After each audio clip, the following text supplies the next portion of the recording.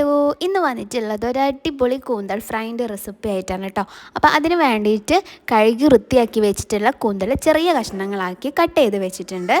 അതിലോട്ട് ഒരു അര ടീസ്പൂണ് മഞ്ഞൾപ്പൊടി, ഒരു ടേബിൾ സ്പൂണ് മുളക് പൊടി, പിന്നെ ഒരു അര ടീസ്പൂണ് ഗരം മസാലൻ്റെ പൊടിയും ആവശ്യത്തിനുള്ള ഉപ്പും ചേർക്കുക. പിന്നെ ഒരു ടേബിൾ സ്പൂണ് ഇഞ്ചി വെളുത്തുള്ളി പേസ്റ്റും ചേർത്ത് നന്നായിട്ട് പുരട്ടിയെടുക്കുക കേട്ടോ. അപ്പോൾ ഞാനൊരു നോർമലായിട്ട് സാധാരണ പൊരിക്കുന്ന രീതിയിൽ മാത്രമാണ് കേട്ടോ മസാലകളൊക്കെ ചേർത്തിട്ടുള്ളത്.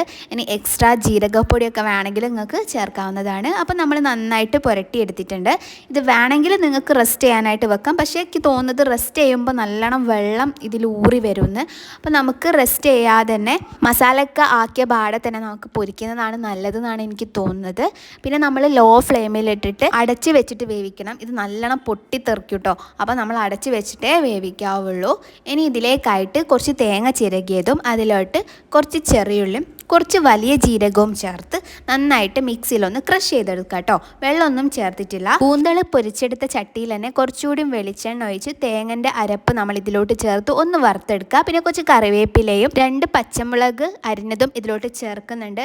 കൂന്തൽ പൊരിച്ച് മാറ്റുന്നതിൻ്റെ വീഡിയോ എൻ്റെ അടുത്തുനിന്ന് മിസ്സായി പോയതാട്ടോ. അതാണ് അത് കാണിക്കാൻ. ഇനി നമ്മൾ പൊരിച്ച് വെച്ചിട്ടുള്ള കൂന്തലും ഇതിലോട്ട് ചേർത്ത് നന്നായിട്ട് മിക്സ് ചെയ്യുക. അപ്പോൾ അടിപൊളിയാണ്. എല്ലാവരും ട്രൈ ചെയ്ത് നോക്കുക.